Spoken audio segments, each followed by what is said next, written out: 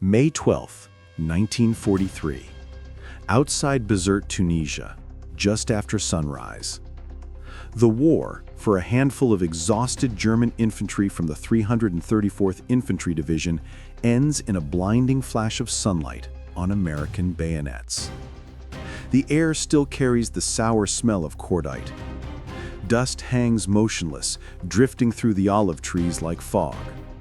And in the middle of it all, Obergeschreiter Karl-Heinz Müller, 23 years old, starving and shaking from 2 nights without sleep, steps out from behind a shattered stone wall with his hands raised.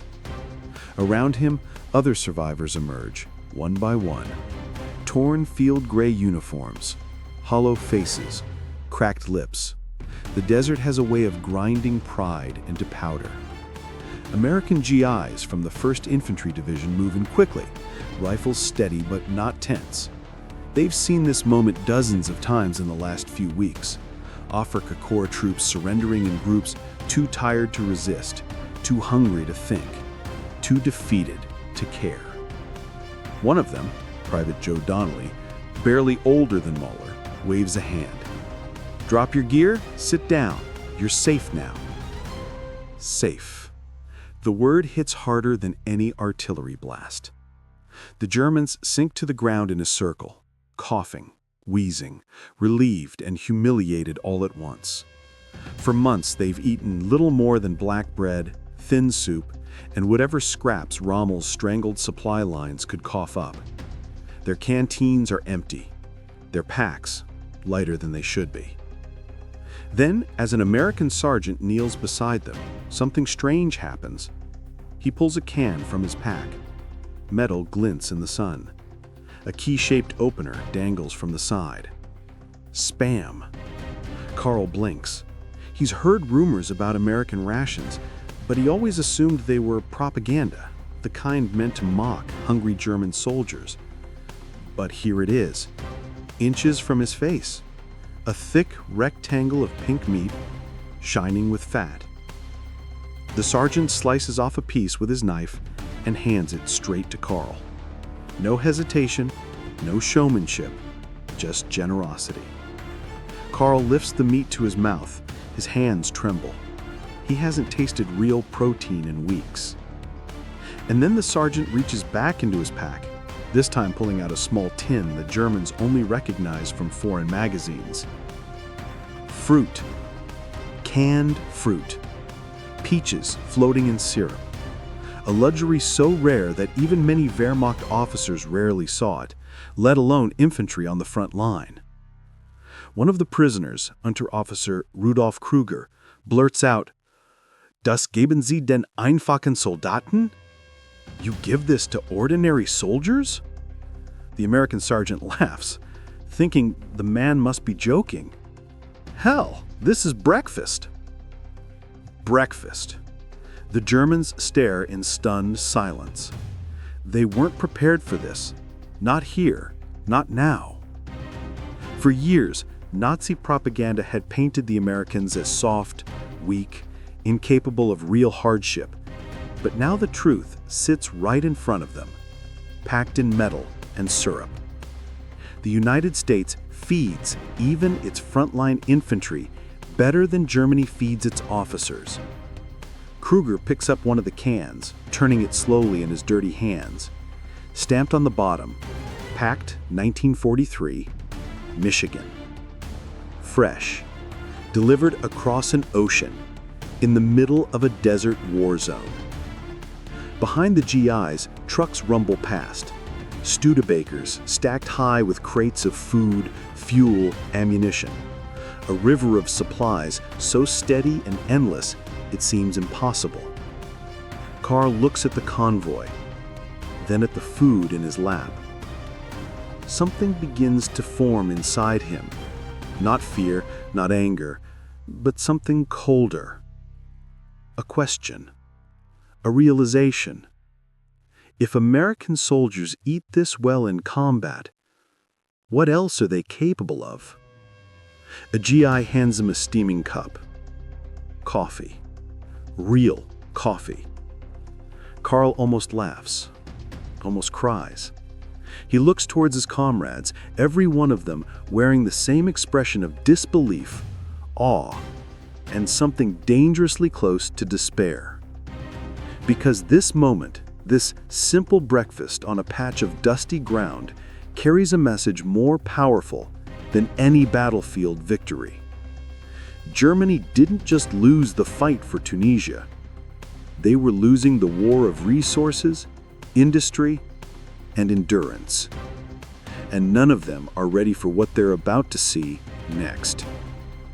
The convoy grinds to a halt in the late afternoon heat, engines ticking, metal cooling.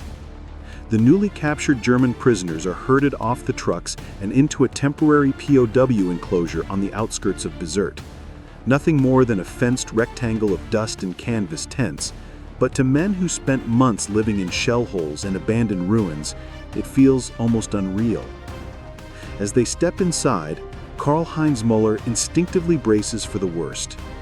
In Germany, prisoners of war often lived on scraps. In the Soviet Union, many never lived at all. But here, the Americans aren't shouting. They're not striking anyone. They're not mocking the defeated. A lieutenant from the 34th Infantry Division, clipboard under his arm, simply calls out, "Line up for chow. Move in an orderly fashion." Chow. The word hangs in the air like some alien concept. Rudolf Kruger leans toward Karl, whispering through cracked lips, "It can't be real. They already fed us. Why would they do it again?" But then they see it. A long table under a canvas awning, steam rising from metal containers, and the unmistakable smell of cooked meat drifting on the wind. Karl blinks hard, thinking it must be a trick of hunger. But no, there it is, as clear as the desert sun. A thick rectangle of beef stew. Rich, dark, full of potatoes and carrots. Even the German officers, forced to stand at the back of the line with everyone else, stare as if they've stumbled into an impossible dream. A GI with sergeant chevrons, ladle in hand, looks up and grins as the prisoners shuffle forward. "You boys look like you could use a real meal." One of bowls are handed over.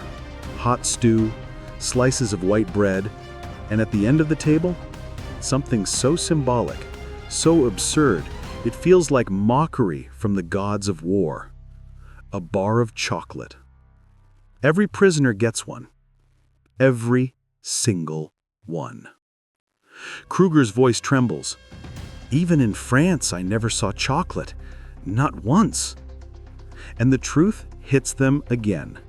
Slowly, heavily. American combat troops are eating better during war than German civilians are at home. But the revelation is just beginning.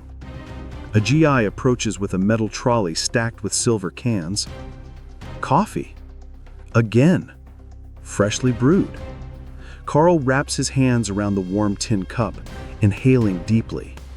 The scent is intoxicating, dark and earthy, with a hint of something he can't name. Comfort, maybe. Civilization, certainly. He takes a sip. For a moment, everything stops. The explosions, the shouting, the smoke, months of exhaustion and hunger. It all melts away behind that one sip of American coffee. Nearby, a young GI laughs as he watches the prisoners savor the drink as if it were a fine French wine. "You guys act like you've never had coffee before." Karl lowers his cup. "We haven't." The GI freezes. "You're kidding!" But they're not. And that simple truth stuns him. Because in that moment, the ordinary American soldier suddenly understands something that the German prisoners have only just begun to grasp. This isn't a fair fight. Not in firepower, not in food, not in fuel, not in production. The United States has built a war machine that runs on abundance. Just then, a distant roar echoes across the sky.